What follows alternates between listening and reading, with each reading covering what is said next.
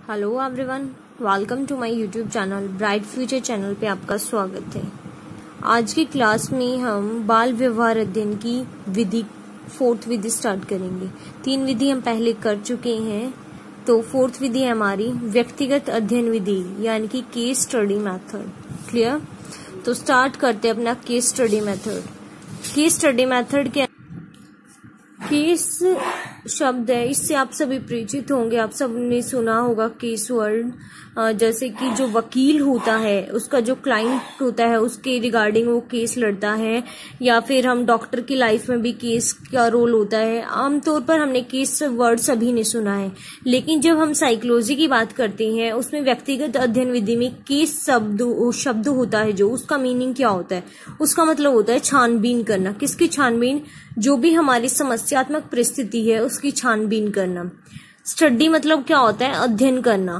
ठीक है, तो इस मेथड के अंदर क्या बताया गया हमें? ऐसा बालक, इसमें हम किसकी स्टडी करेंगे? एक बालक की स्टडी करेंगे, यानी कि उसकी छानबीन करेंगे, उसका अध्ययन करेंगे, उसके बारे में पूर्ण रूप से जानेंगे क्या है इसके अंदर। ठीक है, ऐसा बालक जो किसी शैक्षिक या मनोवैज्ञानिक समस्या से ग्रस्त होता है वो हमारी व्यक्तिगत अध्ययन विधि कहलाती है। जिसमें कोई भी बालक है उसमें या तो शैक्षिक कमी है, किसी परेशानी से ग्रस्त है वो, या फिर उसमें साइकोलॉजिकल कोई प्रॉब्लम है, तो वो हमारी व्यक्तिगत अध्ययन विधि यानी कि केस स्टडी मेथड होता है।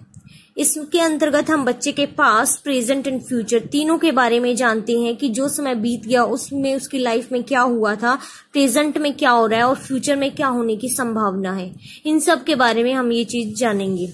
उसके बाद व्यक्तिगत अध्ययन विधि है वो व्यवहार अध्ययन की वह विधि है जिसमें किसी एक बालक का व्यक्तिगत रूप से, उसके समग्र रूप में, उसी के परिवेश में भली भांति अध्ययन किया जाता है ताकि उसके व्यवहार और व्यक्तित्व के सभी पक्षों का सर्वांग चित्रण है।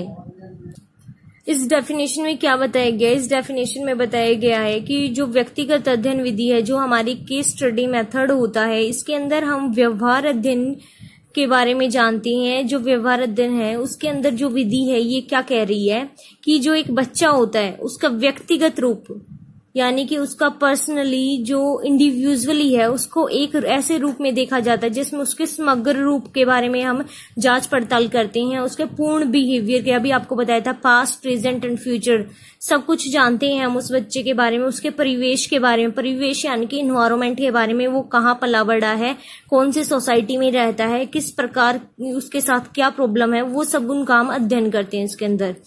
तो उसके व्यवहार और व्यक्तित्व के सभी पक्षों का इसके अंदर सर्वांग चित्रण होता है, उसके बारे में बताया जाता है। वही हमारी व्यक्तिगत अध्ययन विधि होती है जिसे हम केस स्टडी मेथड कहते हैं। तो आगे स्टार्ट करते हैं फिर व्यक्तिगत अध्ययन का उद्देश्य। जो हमारी व्यक्तिगत अध्ययन विधि होती है उसका ऑब्जेक्टिव क्या है, उसका उद्देश्य क्या है? उसके मेन हमारे 2 ऑब्जेक्टिव होते हैं। फर्स्ट है हमारा व्यवहारात्मक समस्याओं का निदान और उपचार। सेकेंड है अधिक अच्छा मार्गदर्शन और परामर्श देने के लिए। तो फर्स्ट के अंदर हमारा क्या आता है? तो इसमें बच्चे की समस्या के बारे में जाना जाता है सबसे पहले कि बच्चे के अंदर क्या समायोजन समस्या है, यानी कि शारीरिक रूप से परेशानी है उसे, कोई सामाजिक रूप से, या कोई इमोशनली भी परेशान है वो, उसको क्या पीड़ा है उसके बारे में हम जानेंगे और उसकी जो समस्या है उसका पता लगाकर हम उसकी निदान करने की कोशिश करेंगे, उसे कोई उपचार बताएंगे कि हाँ इसका ये सॉल्यूशन हो सकता है। तो उसकी समस्या के कारणों के बारे में जानकर, उसकी प्रकृति, सीमा सब कुछ जानकर हम निदान पर पहुंचेंगे। उसके बाद है अधिक अच्छा मार्गदर्शन और परामर्श देने के लिए। दूसरा उद्देश्य है हम केस स्टडी मेथड का यूज करते क्यों है कि जो बच्चे की परेशानी है उसको सॉल्यूशन दे सके, उसे सॉल्व कर सके। तो बच्चे का सॉल्यूशन कब होगा परेशानी का? जब उसे हम गाइडेंस देंगे या फिर काउंसलिंग दी जाएगी उसे किसी प्रकार की, अगर उसको परेशानी है तो उसे सॉल्व करना है हमें। ठीक है, तो उसके बाद नेक्स्ट है हमारे व्यक्तिगत अध्ययन के लिए किस प्रकार के बालक लिए जाते हैं, यानी कि जो हम व्यक्तिगत अध्ययन करते हैं वो हम सभी बच्चों पे नहीं कर सकते। मेनली उसके लिए हमें किस प्रकार के बालक लेने होते हैं, हम किन बच्चों का केस स्टडी मेथड से उनकी प्रॉब्लम का सॉल्यूशन कर सकते हैं। सबसे पहले है हमारा सृजनात्मक बालक, यानी कि बहुत ज्यादा क्रिएटिव स्टूडेंट्स होते हैं जो हमारे, उनकी समस्याओं का समाधान करना होता है, क्योंकि वो नॉर्मल स्टूडेंट्स के साथ एडजस्ट नहीं हो पाती हैं, उन्हें हर चीज एडवांस चाहिए होती है। तो प्रतिभाशाली बच्चे नेक्स्ट है हमारा प्रतिभाशाली बालक, यानी कि मेधावी छात्र होते हैं, जो गिफ्टेड स्टूडेंट्स होते हैं, गिफ्टेड चाइल्ड होते हैं हमारे। नेक्स्ट है पिछड़े हुए बच्चे, यानी कि बैकवर्ड चिल्ड्रंस जो होते हैं, जो पिछड़े एरिया से होती हैं, उनकी जो समस्या है उनका सॉल्यूशन किया जाता है। अपराधी बालक, संवेगात्मक, सामाजिक, शारीरिक और शैक्षिक समस्याओं वाले बालक, यानी कि बच्चे के अंदर इमोशनली, सोशल, फिजिकली या फिर कोई भी उसको एजुकेशन से रिलेटेड कोई प्रॉब्लम है तो उसका सॉल्यूशन हम केस स्टडी मेथड से कर सकते हैं। तो इन सभी इस प्रकार के बच्चों का, इस प्रकार के स्टूडेंट्स का हम केस स्टडी मेथड में इनका सॉल्यूशन दे सकते हैं। नेक्स्ट है हमारा how to use of case study method, यानी कि जो केस स्टडी मेथड है उसको कैसे यूज किया जाता है, उसके अंदर क्या क्या मतलब पॉइंट्स जो भी होते हैं हमारे, वो क्या क्या होता है, किन किन के बारे में हम जानकारी प्राप्त करते हैं वो देख लेते हैं। फर्स्ट है हमारा परिचयात्मक विवरण, यानी कि इंट्रोडक्शन। उसमें बच्चे का इंट्रोडक्शन होता है, यानी जैसे कि उसमें नाम पूछ लिया जाता है, उसके फादर का नाम, कहाँ रहते हैं, एड्रेस हो गया, डेट ऑफ बर्थ, स्कूल का नाम, उसको क्या समस्या है, ये सब हमारे किसके अंदर आ जाती है, परिचयात्मक विवरण यानी कि इंट्रोडक्शन के अंदर। फिर है हमारा जन्म संबंधी जानकारी, बच्चे का जन्म कहाँ पे हुआ है, घर पे, बच्चे का जन्म के समय स्वास्थ्य ठीक था या नहीं, किसी प्रकार की कोई बीमारी तो नहीं थी। नेक्स्ट फिर स्वास्थ्य संबंधी जानकारी, बच्चे की हाइट कितनी है, वेट कितना है, पूर्ण रूप से स्वस्थ है या नहीं, आंखों से देखने में कोई परेशानी तो नहीं है, कानों से सुने, यानी कि ऑल राउंड बच्चे की बॉडी से रिलेटेड जानकारी इसके अंतर्गत हम पाते हैं। नेक्स्ट है हमारा परिवार संबंधी जानकारी, बच्चे की फैमिली है जो वो किस बैकग्राउंड से बिलोंग करती है उसके बारे में जानते हैं। बच्चे के फादर के बारे में, उसकी मदर के बारे में, उनमें किसी प्रकार के जो रिलेटिव संबंध तो ठीक है, किसी और प्रकार की परेशानियां तो नहीं, उसके पेरेंट्स क्या काम करते हैं, इन सब के बारे में हम इसमें जानते हैं। वो डाइवोर्स तो नहीं हो रखा उनका। कुल मिला के बच्चे की पूरी फैमिली लाइफ को देखा जाता है कि वो क्या हो रहा है, किस प्रकार की उसकी फैमिली लाइफ है, उसे अच्छे से अपने माता पिता का सपोर्ट मिल रहा है या नहीं मिल रहा। नेक्स्ट है फिर हमारा सामाजिक आर्थिक स्थिति, समाज के अंदर उनकी स्थिति कैसी है उसके बारे में जानते हैं। आर्थिक स्थिति यानी कि पैसे संबंधित किसी प्रकार की कोई परेशानी तो नहीं है, तो उनकी फैमिली की इनकम कितनी है, किस प्रकार के उन्हें फैमिली इनकम सोर्स है, मतलब सिर्फ फादर कमाते हैं या मदर भी कुछ हेल्प करती हैं, इस प्रकार देखा जाता है। वो मिडिल क्लास में आते हैं, हाई सोसाइटी, किस प्रकार से, किस सोसाइटी से वो बिलोंग करते हैं इसके अंतर्गत वो देखा जाता है। फिर नेक्स्ट है हमारा बुद्धि का स्तर, बुद्धि का लेवल चेक किया जाता है, बच्चे की इंटेलिजेंस पावर है वो कितनी है, बच्चा सामान्य है या फिर बहुत ज्यादा हाई क्रिएटिव है, जो गिफ्टेड स्टूडेंट में आता है वो है, या फिर बच्चे के सृजनात्मक स्तर यानी कि क्रिएटिविटी लेवल है वो कितना ज्यादा है। वो हम क्रिएटिविटी स्तर किस प्रकार पता कर सकते हैं, टीचर्स के थ्रू, यानी कि हम टीचर से पूछ सकते हैं क्लासरूम में उसका कैसा बिहेवियर है, या फिर उसके पेरेंट्स के थ्रू। नेक्स्ट फिर हमारा शिक्षात्मक जानकारी यानी कि एजुकेशन से संबंधी बच्चे का क्या परफॉर्मेंस है, किस सब्जेक्ट में कैसा रिस्पॉन्स कर रहा है, किस प्रकार की एक्टिविटीज उसे पसंद है वो सब। फिर है सहगामी क्रिया यानी कि को करिकुलर एक्टिविटीज होती है जो हमारी करिकुलर से रिलेटेड, यानी कि जो हमारे क्लास में पढ़ाया जाता है उससे रिलेटेड, यानी कि बच्चा ड्रामे में पार्टिसिपेट करता है या नहीं करता, किसी प्रकार का कोई अवार्ड मिला हो, या फिर उसकी सिंगिंग में दिलचस्पी है, जिस भी प्रकार के खेल कूद हो गया, हमारी सोसाइटी से संबंधित कोई एनजीओ से रिलेटेड हो गया, तो उन सब में बच्चे की क्या परफॉर्मेंस है। नेक्स्ट है क्लास समायोजन यानी कि एडजस्टमेंट, इसके अंदर घर में अपना किस प्रकार से वो समायोजन कर पाता है या नहीं कर पाता, अपनी फैमिली के साथ खुश है, उसको इमोशनली किसी प्रकार का एडजस्टमेंट करना पड़ता है या फिर सोशल एडजस्टमेंट की जरूरत है, वो सब इसके अंतर्गत आता है। फिर नेक्स्ट है हमारा कक्षा में व्यवहार यानी कि क्लासरूम है जो हमारा कक्षा है उसमें बच्चे का क्या बिहेवियर रहता है, वो रिस्पॉन्स देता है या नहीं देता, क्लास में किसी प्रकार की एक्टिविटीज होती है उनमें इंटरेस्ट है या नहीं है, डिसिप्लिन कितना है, वो सब इसके अंदर मेंशन किया जाता है। फिर हमारा खेल के मैदान में व्यवहार, खेल के मैदान में व्यवहार के अंतर्गत क्या आता है हमारा कि बच्चा है वो अपने उसका फ्रेंड सर्कल कैसा है, वहां पे वो अच्छे प्रकार खेलता है या नहीं खेलता, मतलब कितना पार्टिसिपेशन वहां करता है वो सब।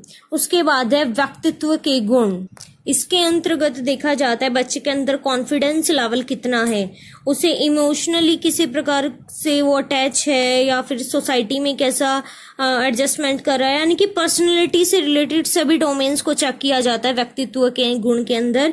उसका नेतृत्व लीडरशिप पावर है या नहीं है, किसी कार्य को करने की लगन कितनी है उसके अंदर, इमोशन पावर कितनी है, कॉन्फिडेंस लेवल, वो सब चेक किया जाता है। नेक्स्ट फिर हमारा शैक्षिक तथा व्यावसायिक योजनाएं, यानी कि उसका क्या डिसीजन है। जैसे अभी वो 10th में नहीं हुआ है तो 10th के बाद उसको क्या सब्जेक्ट लेना चाहता है, वो किस सब्जेक्ट में उसका इंटरेस्ट है, आगे वोकेशनल अपने प्लान में क्या सोच रहा है, उसने क्या सोचा है कि फ्यूचर में आगे बड़ा होकर क्या बनना है, किस प्रकार की जॉब करनी है या बिजनेस जो भी करना है। फिर नेक्स्ट है हमारा विश्लेषण, जो बच्चे की समस्याएं हैं उन समस्या के बारे में जानकर उसका विश्लेषण करना है, हमें एनालाइज करना है कि बच्चे की क्या समस्या है, उसे कैसे सुलझाया जा सकता है, उसके कारणों को अच्छी प्रकार से देखना है, उसके बारे में डिस्कशन करना है कि किस प्रकार की समस्या है उसकी, उसका सॉल्यूशन क्या हो सकता है, बच्चे को या फैमिली सपोर्ट की जरूरत है, उसे ध्यान नहीं दे पा रहे उसके पेरेंट्स, या फिर किसी भी प्रकार की उसके अंदर कमी है, कोई परेशानी है, तो उसको सॉल्व कैसे करेंगे, इस मेथड के थ्रू हमें ये जानना है। उसके बाद है हमारा नेक्स्ट है हमारा इस विधि के लाभ, जो हमने अभी केस स्टडी मेथड किया, इसमें आपने जाना कि किस प्रकार हम एक बच्चे की प्रॉब्लम को कैसे लेकर चलते हैं, उसको ऑल राउंड पूरे सर्वांग रूप से उसका चित्रण किया जाता है। इसके उद्देश्य क्या है, किस प्रकार के बालक लिए जाते हैं, इसमें हम उसका किस तरह यूज करते हैं, क्या क्या हम फैक्टर्स को साथ में लेके चलते हैं, वो सब हमने जाना। अब देखते हैं हम इस जो हमारा मेथड है इसके गुण क्या क्या हैं, इसके लाभ क्या हैं। सबसे पहले है हमारा संपूर्ण अध्ययन। इस विधि के द्वारा हम संपूर्ण अध्ययन कर सकते हैं, बच्चे के बारे में सारी जानकारी प्राप्त कर सकते हैं। नेक्स्ट है हमारा समायोजन में उचित सहायता प्रदान करना। इसके अंदर हम एडजस्टमेंट करने में भी हेल्पफुल हैं। अध्ययन का क्षेत्र काफी विस्तृत है, इसका अध्ययन करने का क्षेत्र है वो बहुत ज्यादा फैला हुआ है। ये सिर्फ अध्ययन क्षेत्र से संबंधित है, अध्ययन क्षेत्र फैला हुआ है, ये विधि नहीं फैली हुई है, ठीक है।